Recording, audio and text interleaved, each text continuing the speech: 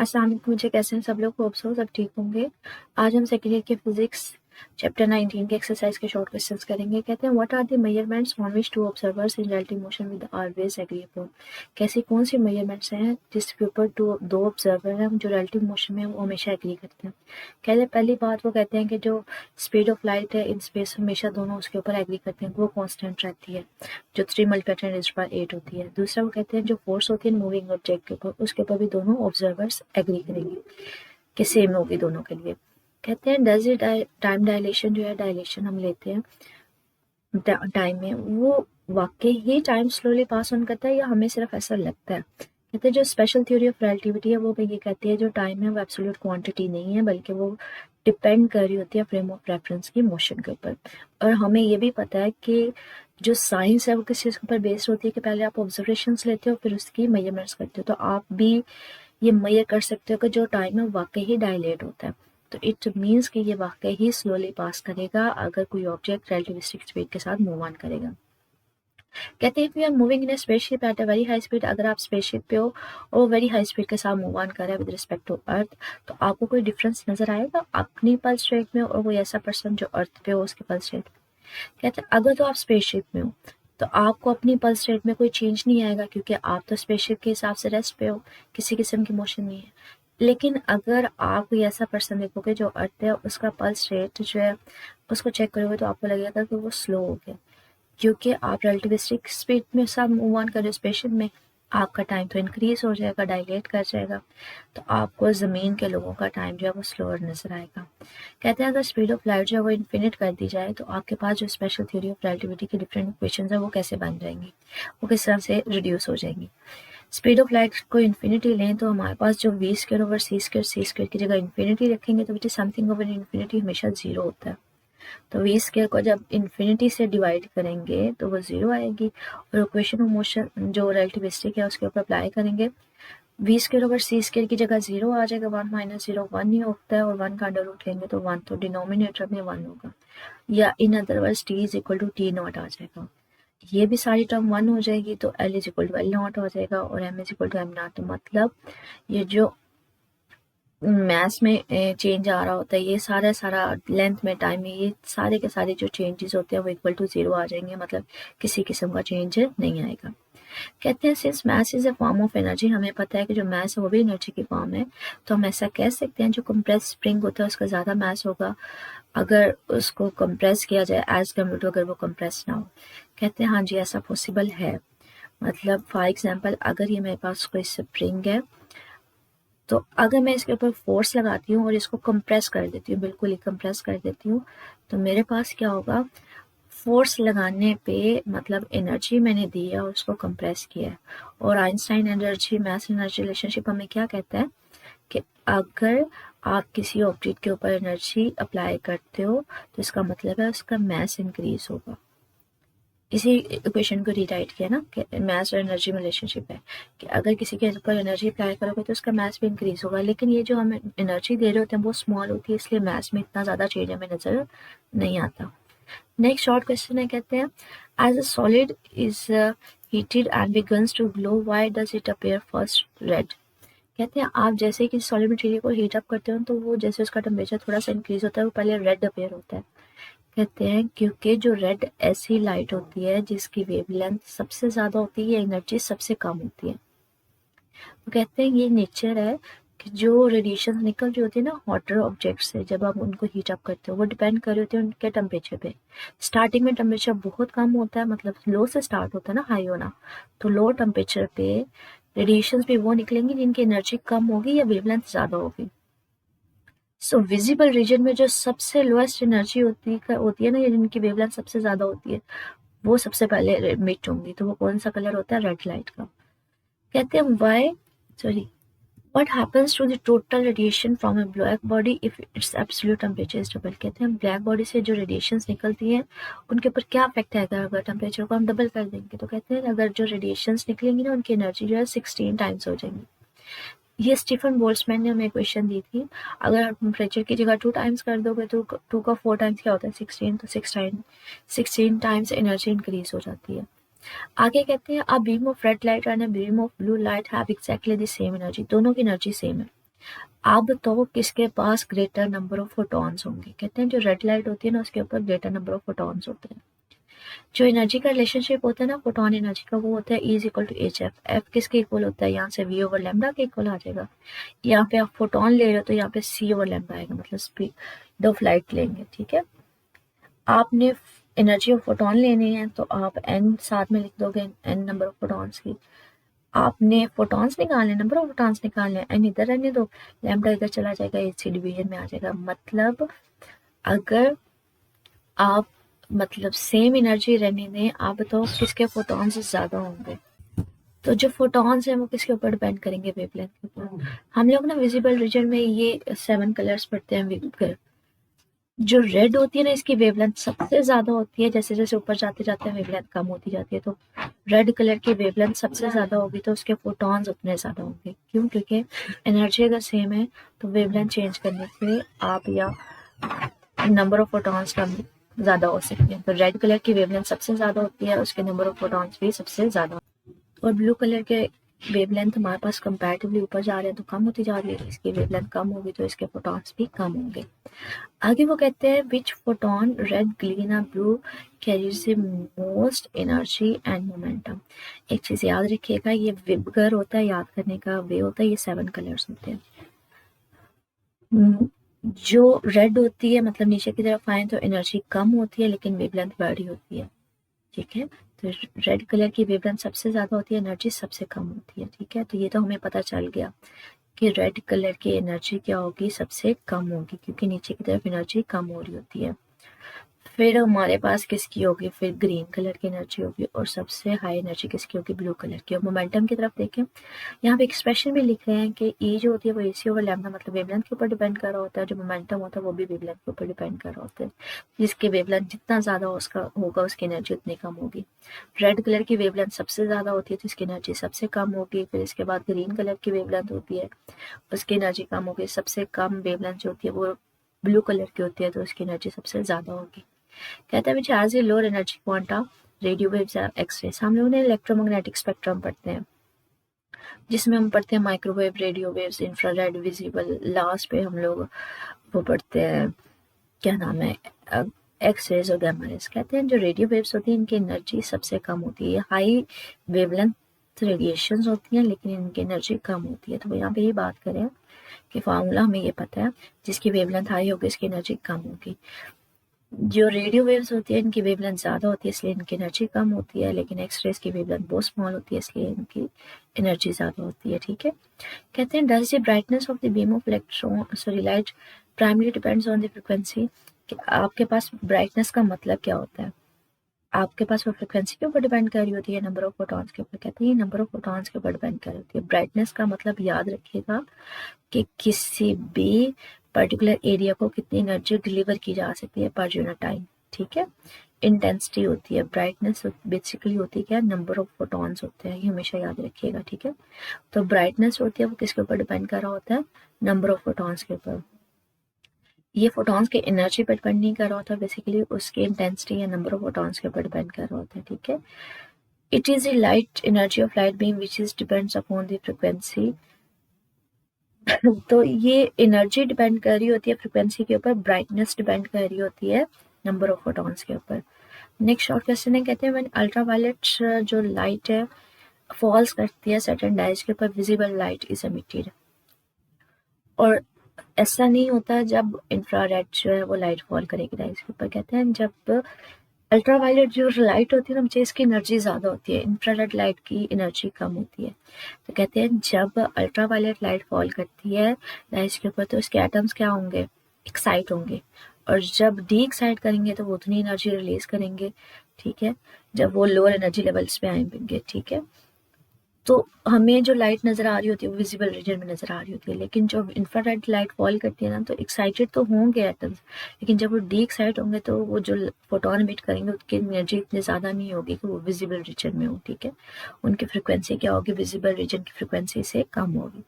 एक चीज़ याद रखिएगा, फ्रिक्वेंसी को रिलेट करवाते हैं एनर्जी के साथ। ठीक है, तो उनकी एनर्जी या फ्रिक्वेंसी जो होगी वो विजिबल रीजन में नहीं होती, इसलिए हमें वो लाइट या फोटोन नज़र नहीं आ रहे होते। कहते हैं will bright light eject more electrons from metal surface than dimmer light. Brightness से मैंने कहा था नंबर ऑफ फोटॉन्स होते हैं, ठीक है। कहते हैं हाँ जी ऐसा ही होता है, जितने ज़्यादा फोटॉन्स मेटल सरफेस के ऊपर मतलब फॉल करेंगे उतने ही इलेक्ट्रॉन्स निकलेंगे। फॉर एग्जाम्पल अगर ब्राइट लाइट है तो उसके फोटॉन्स भी ज़्यादा होंगे, तो ज़्यादा फोटॉन्स की वजह से ज़्यादा इलेक्ट्रॉन्स निकलेंगे, ठीक है। तो यहाँ पे ये कहते हैं नंबर ऑफ फोटॉन्स जो है ना मेटल सरफेस के ऊपर डिपेंड कर रहे होते हैं इंटेंसिटी के ऊपर, ब्राइटनेस के ऊपर। तो जितनी ब्राइटनेस ज़्यादा होगी उतनी नंबर ऑफ फोटॉन्स ज़्यादा होंगे। अगर ज़्यादा इंटेंसिटी ज़्यादा फोटॉन्स फॉल करेंगे तो नंबर ऑफ इलेक्ट्रॉन्स भी ज़्यादा मिट होंगे। कहते हैं will high frequency light eject number of electrons than low energy of low frequency light. मैंने आपसे कहा था जो नंबर ऑफ फोटॉन्स होते हैं वो डिपेंड करते हैं ब्राइटनेस पे, एनर्जी डिपेंड कर रही होती है फ्रिक्वेंसी पे। यहाँ पे तो किसको चेंज कर रहे हैं, यहाँ पे तो फ्रिक्वेंसी की बात कर रहे हैं। तो यहाँ पे नंबर ऑफ इलेक्ट्रॉन्स चेंज नहीं होंगे, इलेक्ट्रॉन्स सेम ही रहेंगे, लेकिन उनकी एनर्जी कम ज़्यादा होगी। जैसे आप हाई एनर्जी जो लाइट है, हाई फ्रिक्वेंसी लाइट फॉल करवाओगे ना, तो जो इलेक्ट्रॉन्स एमिट होंगे उनकी एनर्जी ज़्यादा होगी, लेकिन तादाद दोनों केसेस में सेम रहेगी। तो वो यही कहते हैं कि जो हायर या लो फ्रिक्वेंसी है उनके केस में जो एमिट होंगे उनकी तादाद सेम रहेगी, ठीक है। आपके पास जो नंबर ऑफ इलेक्ट्रॉन्स कब कम ज़्यादा होते हैं वो डिपेंड कर रहा होता है इंटेंसिटी ऑफ लाइट या नंबर ऑफ फोटॉन्स के ऊपर। फ्रिक्वेंसी कम ज़्यादा करोगे तो इन शॉर्ट सिर्फ इलेक्ट्रॉन्स की काइनेटिक एनर्जी कम ज़्यादा होगी, ठीक है। कहते हैं when light shines on a surface is momentum transfer to the metal surface. ऐसा है, मतलब ऐसा ही होता है कि जब भी लाइट आप फॉल करवाते हो सरफेस के ऊपर तो वो अपना मोमेंटम दे रही होती है। तो वो कहते हैं अकॉर्डिंग टू आइंस्टाइन जब जो लाइट है वो किसके तौर पे बिहेव करती है, पार्टिकल के तौर पर। तो जब वो मेटल सरफेस के ऊपर फॉल करती है तो वो अपनी एनर्जी भी देती है, मोमेंटम भी देती है, जिसकी वजह से इलेक्ट्रॉन्स एमिट होते हैं, ठीक है। और ये सिर्फ और सिर्फ कब पॉसिबल है, इलेक्ट्रॉन्स कब एमिट हो सकते हैं, जब जो लाइट है वो अपनी सारी की सारी एनर्जी ट्रांसफर करेगा और अपना मोमेंटम फ्री इलेक्ट्रॉन्स को देगा, तभी तो इलेक्ट्रॉन्स बाहर निकलेंगे, ठीक है। कहते हैं why can red light be use in photographic dark film. Red light को ही आप फोटोग्राफिक फिल्म में, डार्क फिल्म में, रूम में क्यों इस्तेमाल करते हो जब आपने फिल्म बनानी होती है, ब्लू या व्हाइट लाइट को इस्तेमाल क्यों नहीं करते। कहते हैं एनर्जी वेवलेंथ इक्वेशनशिप हमारे पास ये होती है, ई जो होता है वो ए सी ओवर लैम्डा के इक्वल होता है। जो रेड लाइट होती है तो उसकी वेवलेंथ सबसे ज़्यादा होती है बाकी कलर्स की निस्बत। वेवलेंथ सबसे ज़्यादा होती है तो एनर्जी उसकी कम होगी। तो जब वो फोटोग्राफिक फिल्म के ऊपर पास ऑन करती है ना, फॉल करती है, तो वो उसको डैमेज नहीं करती क्योंकि उसकी एनर्जी तो इतनी ज़्यादा होती नहीं है। सो इसलिए रेड लाइट यूज़ की जाती है as compare to other colours. आगे कहते हैं फोटोन है ए है, उसकी एनर्जी जो है ना फोटोन बी की एनर्जी के 2 टाइम्स है। अब बताओ उनके मोमेंटम की रेशियो क्या निकलेगी। तो मैं कहती हूँ पहले तो सपोज करो मोमेंटम जो एनर्जी है ना फोटोन की वो उसको ई ए से रिप्रेजेंट करें और उसकी जो बी फोटोन की एनर्जी है उसको बी से रिप्रेजेंट करें। आपको वो कंडीशन क्या दे रहा है कि जो ए फोटोन है उसकी एनर्जी क्या है, वो 2 टाइम्स है बी फोटोन की एनर्जी के। तो हमारे पास हमने रेशियो निकालनी है दोनों के मोमेंटम की। मोमेंटम में एनर्जी में ना ये रिलेशनशिप होता है, पी मोमेंटम को शो कर रहा होता है, वो होता है ई ओवर सी के इक्वल है। अगर मैं ए फोटोन का मोमेंटम लूंगी तो वो ई ओवर सी आ जाएगा। और हमने ये पढ़ा कि जो ई ए की एनर्जी होती है अगर उसको in terms of second photon लिखे, बी फोटोन लिखे, तो वो 2 ई बी आ जाएगी। और सेकंड फोटोन के जो मोमेंटम होगा वही होगा ई बी ओवर सी। अब इन दोनों की रेशियो ले लो, ये अब 2 बी ओवर सी आ जाएगा, ई बी ओवर सी आ जाएगा, सी सी से खत्म हो जाएगा, ई बी ई से खत्म हो जाएगा, तो 2 ओवर ए 1 आ जाएगा, रेशियो 2:1 आ जाएगी। कहते हैं भाई don't we use have a Compton effect, वो observe Compton effect with visible light. कहते हैं हम कॉम्पटन इफेक्ट विजिबल लाइट के थ्रू क्यों नहीं देख सकते। याद रखिएगा कॉम्पटन इफेक्ट के लिए ना हमें ज़्यादा एनर्जी चाहिए होती है, ठीक है। लेकिन जो विजिबल लाइट होती है उसकी एनर्जी इतनी ज़्यादा नहीं होती, इसलिए हम कॉम्पटन इफेक्ट को विजिबल लाइट से नहीं देख सकते। वो ये कह रहे हैं कि हम लोग जो है विजिबल लाइट के थ्रू कॉम्पटन इफेक्ट नहीं देख सकते, क्यों, क्योंकि विजिबल लाइट की एनर्जी कम होती है और वो जब फॉल करेगी विजिबल लाइट इलेक्ट्रॉन सारी की सारी एनर्जी अब्जॉर्ब कर लेगा, तो किसी किस्म की स्कैटरिंग नहीं होगी, सिर्फ अब्जॉर्प्शन होगी, इसलिए विजिबल लाइट से आप ऑब्जर्व नहीं कर सकते। कहते हैं can pair production take place in vacuum. Vacuum ऐसी जगह होती है जहाँ पे किसी किस्म का पार्टिकल ना हो, वहाँ पे पेयर प्रोडक्शन हो सकती है। पेयर प्रोडक्शन होता है बेसिकली कि जब आपके पास एक फोटोन जो होता है वो कन्वर्ट हो जाता है 2 पार्टिकल्स में, और वो कौन कौन से दो पार्टिकल्स होते हैं, एक होता है हमारे पास इलेक्ट्रॉन और एक होता है पॉजिट्रॉन। ठीक है, कहते हैं आपके पास, या इसको ई पॉजिटिव लिखा जाता है। ठीक है, आप ये वैक्यूम में क्यों नहीं ऑब्जर्व कर सकते, कहते हैं ये तो हमारे पास अगर वैक्यूम में ऑब्जर्व करेंगे तो ये law of conservation of momentum को वायलेट करेगा। पेयर प्रोडक्शन हमेशा कब ऑब्जर्व किया जाता है, जब फोटोन किसी न्यूक्लियस के साथ कोलाइड करता है, तब वो दो पार्टिकल्स में कन्वर्ट होता है, इलेक्ट्रॉन में और पॉजिट्रॉन में। तो ये कभी भी आपके पास वैक्यूम में नहीं, क्योंकि वैक्यूम में तो किसी किस्म का पार्टिकल नहीं होगा जिसके साथ फोटोन कोलाइड करे। तो ये मीडियम में होगा कि आपके पास पेयर प्रोडक्शन होती है। ठीक है, अगर ऐसा नहीं है, पेयर प्रोडक्शन के लिए न्यूक्लियस का होना ज़रूरी है। अगर वो खुद ब खुद वैसे पेयर प्रोडक्शन दे दे कोलाइड किए बगैर किसी न्यूक्लियस से, तो वो किसके अगेंस्ट होगा, law of conservation of momentum के अगेंस्ट होगा। कहते हैं हमारे पास, is it possible to create a single electron from energy, ऐसा पॉसिबल है कि आप सिर्फ इलेक्ट्रॉन ऑब्टेन करो।